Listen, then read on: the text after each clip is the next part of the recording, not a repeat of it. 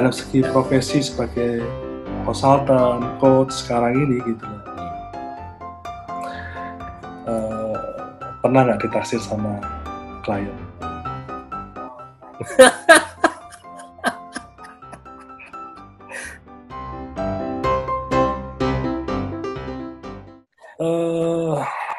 Ini tetap kita tidak keluar dari aspek kemanusiaannya tadi.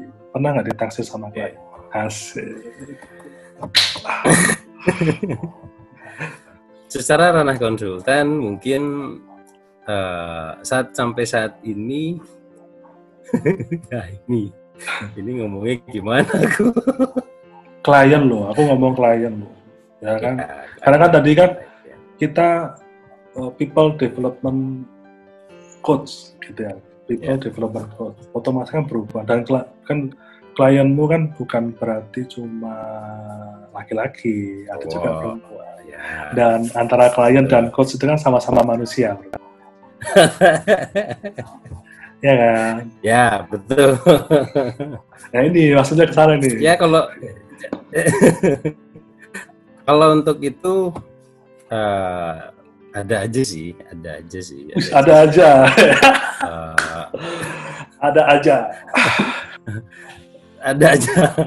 Ya nemuin 1-2 kayak gitu ada pasti gitu. Tapi gini, kalau seperti itu memang tergantung kitanya sih ya. Maksudnya kalau kita memang sudah punya pokok, katakanlah kita sudah punya pasangan sendiri, itu mungkin nggak akan ada menjadi sesuatu yang gimana. Atau misalkan kita punya orientasi pasangan yang seperti apa, walaupun katakanlah kita belum punya pasangan misalnya. Tapi di diriku sendiri ketika itu terjadi, orientasinya adalah bukan tentang ke sana, bahwa aku profesinya sebagai apa dan harus bagaimana, itu tadi gitu loh Mas. Jadi ketika ada klien yang katakanlah dia bilang terus terang sampai terus terang CDE-nya katanya sampai terus terang ada bersyukurlah dirimu ya.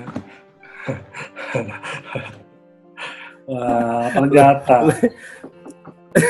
lah katanya suruh jujur. Ya. Good. Jempol. Ngomong apa adanya ya udah aku buka kabeh jadi.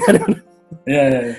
Tapi memang akhirnya tidak berorientasi ke ranah itu, karena katakanlah mungkin dari basicnya aku sendiri aku memegang teguh yang namanya kode etik dari dulu ya.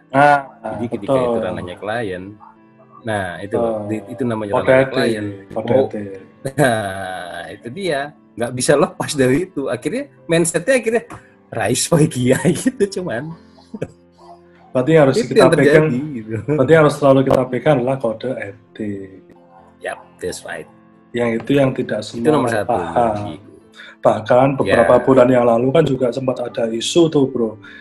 Wallahualam juga tuh benar apa enggak, karena kebetulan saya juga nggak begitu kenal orangnya. Jadi ada yang isu yang memanfaatkan wanita-wanita itu ya. Waduh parah itu. Ya terkenal sih, ini terkenal terus terkenal sih, terus sampai melakukan pelajaran itu. Tapi itu isu, dan sebenarnya isu ini kan sebenarnya isu yang sudah lama ya, yang memang dilakukan oleh oknum-oknum tertentu yang kalau memang itu kejadian berarti dia tidak menghormati kode etik itu tadi. Betul. Nah gitu kan. Meskipun sudah diajarkan tentang kode etik tadi. Saya nggak nyebut namanya sih, aku nggak nyebut namanya. Tapi sebenarnya tentang pelecehan atau tentang stigma bahwa ketika melakukan seorang terapis atau seorang motivator atau seorang konsultan ketika head to head itu dia tuh mempunyai pengaruh besar terhadap kliennya untuk mengkondisikan si klien gitu ya. Karena posisinya mungkin depresi atau posisinya lemah itu bisa dikendalikan oleh si orang ini gitu ya, entah itu coach atau entah itu motivator, entah itu si konsultan atau terapis dan sebagainya. Nah, tapi kembali lagi isu ini kan sudah bukan hanya yang terkenal itu doang yang terjadi sebenarnya. Bahkan di lingkungan kita pun ada begitu. Ya kan. Nggak usah ngomong motivator. dalam profesi yang lainnya pun banyak, ya nggak? Nah, itu sempat kan aku kan tinggal di Jakarta terus ya, itu sempat menjadi apa ya? Karena di Jakarta mungkin tingkat apa ya, tingkat sensitivitasnya terhadap beginian itu kan tinggi ya. Iya, pasti di sana. Dan cukup itu dipertanyakan itu. Jadi, Mas Dani ini gimana? Mas ini gimana? Mas ini waduh kayak gitu seperti itu. Nah, itulah yang membuat sesek juga dadaku gitu ya. Wah, ini nggak bisa begini gitu. Padahal secara ketika aku dimintain komentar, aku nggak bisa ngejudge karena memang secara data, secara realita nggak lihat dengan kacamata sendiri. Korbannya juga nggak ngomong langsung sama aku. Kalau korbannya ngomong sama aku, sumpah dia ngelakukan itu, berarti aku berani mengatakan bahwa si orang ini benar-benar melakukan. Karena ini nggak bisa aku ngomong begitu karena ya itu tadi nggak ada data yang langsung masuk. Baru masih katanya. Tapi kalaupun itu kejadian, itu tadi aku sepakat sama lu bro, bahwa semua itu harus ada kode etiknya. Nah, ini kode etiknya. Ya, itu. Ya. Terlepas bahwa orang itu adalah manusia biasa. Ya. Oh ya, loh sekarang gini, basicnya manusia punya kilo, punya salah, punya pengertian pemahaman tentang baik buruk benar salah. Tapi kan dia harusnya mengerti di ranah orang yang bisa memberikan atau orang yang memiliki pengetahuan untuk mengarahkan orang lain. Dia kan harusnya tahu dan paham yang namanya tepat nggak tepat, gitu loh mas. Nah, jadi ketika baik buruk benar salah ini nggak dipakai, ya dia harusnya ranahnya tepat tadi, gitu loh. Nah, kode etik menurutku itu sudah sebuah bukan lagi peraturan atau aturan, tapi itu sebuah koridor, gitu loh. Bahwa apa yang kita lakukan terhadap klien. Tapi kan gini bro, kode etik itu kan bukan hukum ya. Iya, bukan hukum. Ya. Tapi koridor. Lebih ke koridor, gitu loh. Pagar lah dibilangnya. Pagar atau pengingat kita untuk lu keluar jalur nih, gitu loh. Untuk balik lagi, jalurnya di sini, jangan sampai lu keluar jalur gravel, lu nggak enak nanti dapatnya kan gitu. Harusnya kan seperti itu pemahamannya, gitu. Bukan sebuah hukum yang harus dipatuhi, itu malah justru itu ketika kita ngomong tentang kode etik itu menjadi kayak ambigu ya kan, kayak gini ada kayak gitu. Nah, itu kan motivator itu kan nanti ujung-ujungnya duit kan gitu. Ya sama aja. Itu kan kode etik. Ya kode etik nanti kan ujung-ujungnya juga kan gitu. Itu kan apa ya? Dan harus diakui bro. Ini menurutku bahwa profesi kayak kita ini memang regulasinya di Indonesia belum ada. Oh ya. Ya regulasinya yang membuat regulasi kita sendiri pastinya. Yang membuat regulasi kita sendiri yang belum disahkan oleh negara, itu yang jadi masalah sebenarnya. Bahkan gini, padahal gini, ketika aku terima klien dari luar negeri itu, pakai bahasa Inggris sama macam-macam. Meskipun bahasa Inggrisku pas-pasan aja tuh, tapi mereka itu minta kwitansi loh. Mereka minta kwitansi untuk bisa diklaimkan di perusahaannya. Minta kwitansi dan stempel. Asik loh. Aku pernah beberapa kali, 2 atau 3 kali itu sama klien bule-bule itu, dan mereka minta kwitansi untuk bisa diklaimkan di perusahaannya. Itu karena profesi begini ini, sebagai konsultan, sebagai coach, sebagai terapis, bahkan sebagai terapis pun tuh ada regulasinya yang diatur sedemikian rupa sama pemerintahan mereka, itu bisa diklaimkan di perusahaannya. Itu bisa, dan diganti duitnya coba. Itu kayak di perusahaan lain, reimbursement di rumah sakit, minta kwitansi rumah sakit terus diganti sama perusahaan, baik rumah sakitnya. Nah, di Indonesia belum ada. Bahkan aku tuh bingung sebenarnya.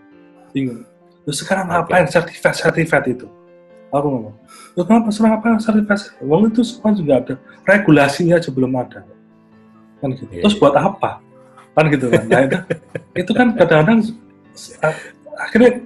akhirnya ya jujur-jujuran aja.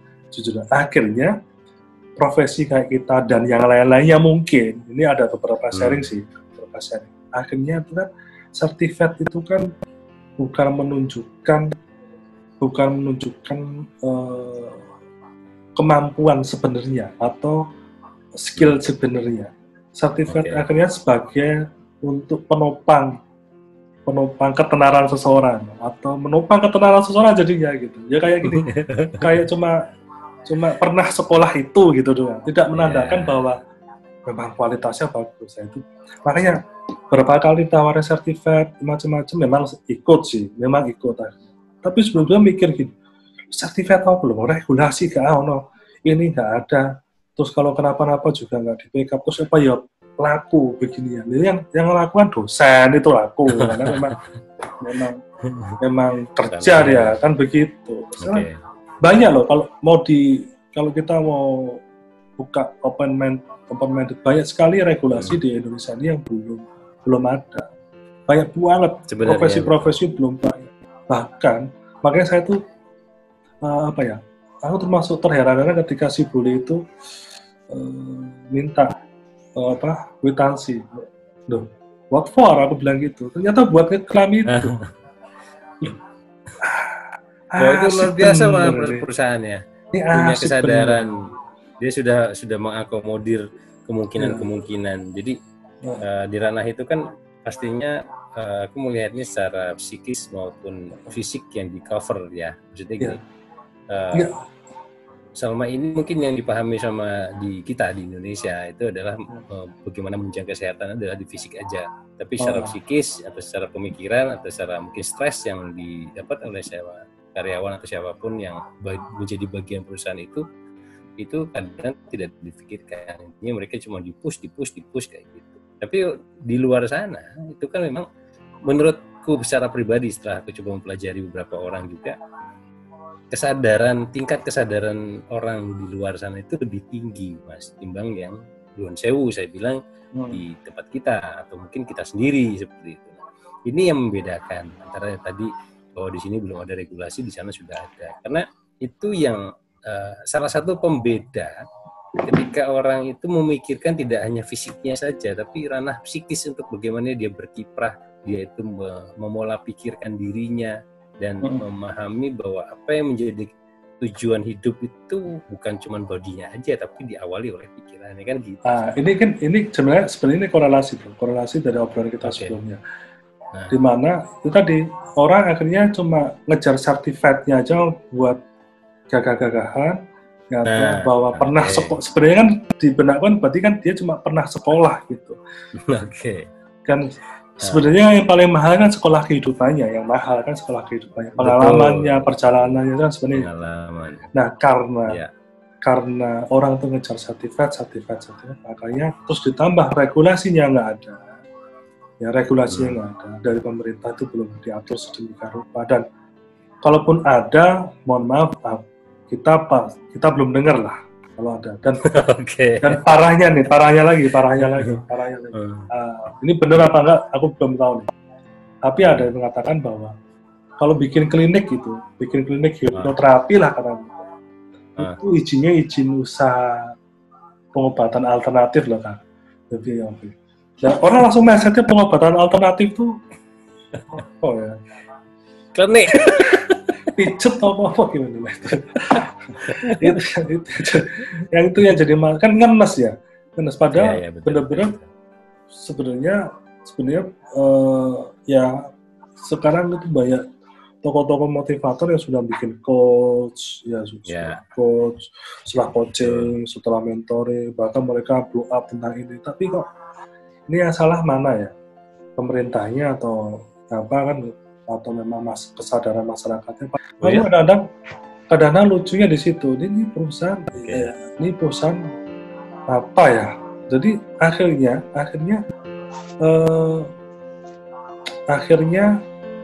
yang terjadi paradigma orang untuk menjadi motivator yang ini ya harus punya sertifikat. Padahal sertifikatnya paling itu diakui lembaga sertifikasi negara itu doang. Tapi regulasinya seperti apa tidak. Bahkan kemarin itu ada sekolah ya, aku nggak sekolah penerbangan ya, sertifikasi regulasinya juga ada yang belum sempurna dibandingkan sama luar negeri. Jadi ya, masih bikin itu grade A, grade B, grade C itu nggak ada. Itu yang terakreditasi A, terakreditasi B itu belum ada. Ini mana lucu nih.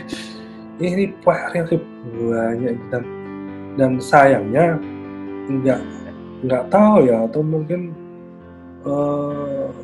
apa ya, yang aku sedih itu ketika ada temen yang dia punya pengalaman hidup banyak, dia punya pengalaman, dia punya skill juga sebenarnya, dia punya talent yang bagus, tapi cuma gara-gara begini terus dia nggak pede, gara-gara nggak punya sertifikasi, jadi nggak pede. Loh, ini yang jadi apa ya, yang jadi masalah. Bahkan ada salah satu lembaga, saya nggak menyebut lembaga itu, sampai bikin kelas tuh ya murah-murah atau sertifikat, ngerti bisa hipnoterapi dulu. Wah, ini nggak ya, nggak dengar sih.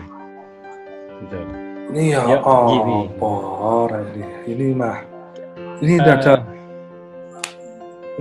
iya ya, tapi kembali lagi ya, sama-sama manusia soalnya.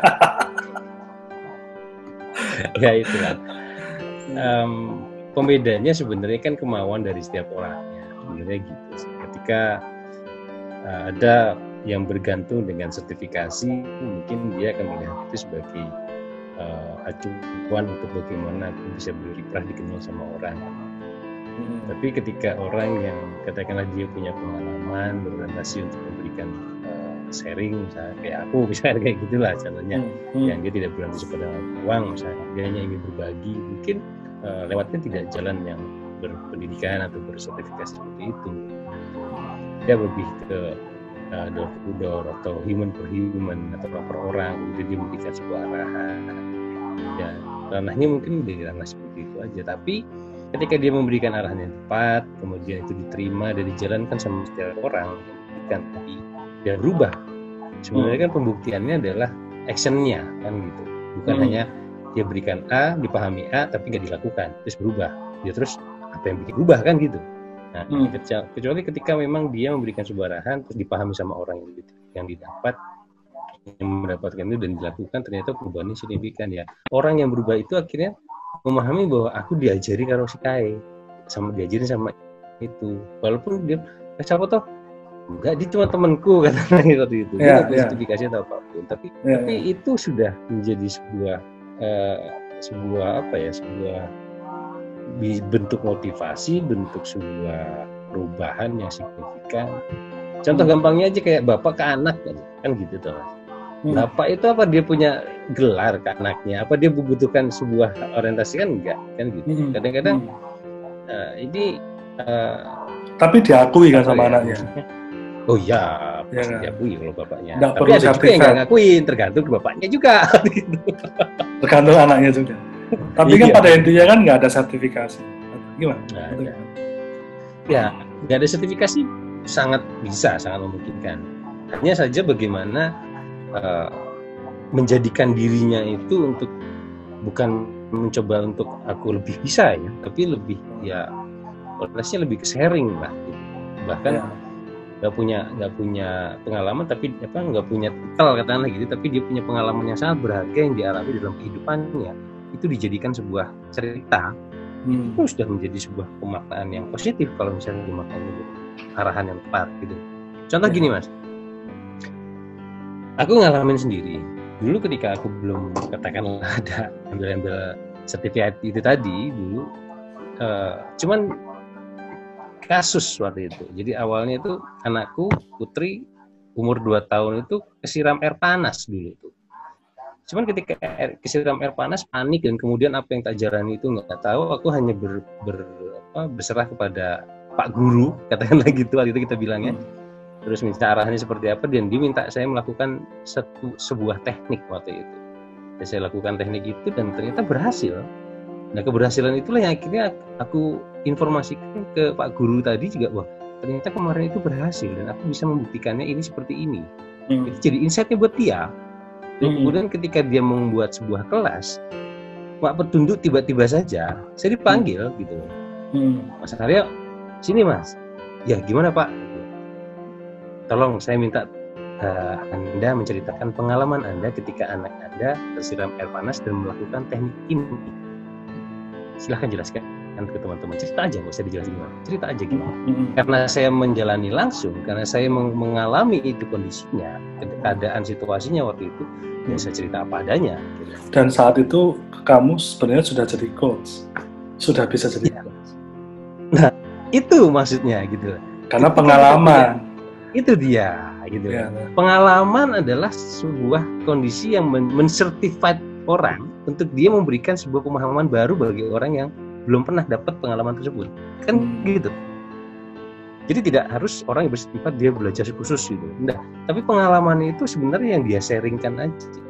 Dan selama ini pemahaman-pemahaman yang katakanlah dulu aku pernah belajar, kemudian dalam hidupku tak aplikasi. Yang diberikan ke mereka atau katakanlah kita berikan ke orang atau ke klien-klien katakanlah seperti itu bukan pendidikannya secara baku teorik yang kita berikan, tapi pengalaman hidup kita yang aku pernah ngalamin begini loh, ini maksudnya seperti ini, pemaknaannya begini, teorinya seperti ini. Nah, seperti itu yang akhirnya menjadi sebuah insight yang lebih powerful gitu loh. Nah, apakah itu perlu sebuah certified? Kalau menurutku tidak. Hanya saja orang yang tidak, katakanlah yang tidak bersertifikat, dia memahami benar pengalaman itu buat insight apa. Terus kemudian hasil dari apa yang dia jalani dari pengalaman itu, dia mendapatkan masukannya apa. Nah, itu yang di-sharingkan kan gitu.